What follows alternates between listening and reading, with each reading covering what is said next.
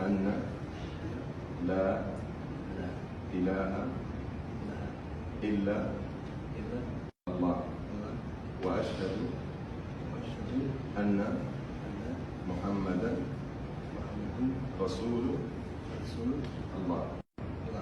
أفمن شرح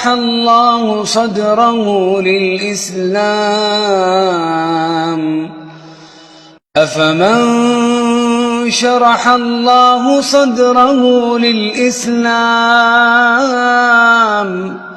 فهو على نور من ربه، فويل للقاسية قلوبهم من ذكر الله،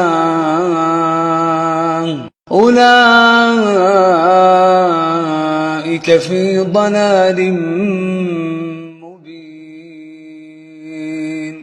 فمن يرد الله أن يهديه يشرح صدره للإسلام،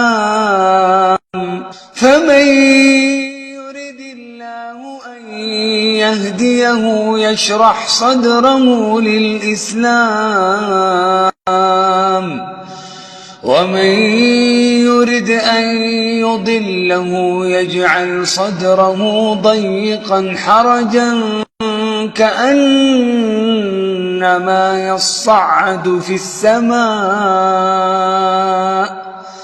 كذلك يجعل الله الرجس على الذين لا يؤمنون.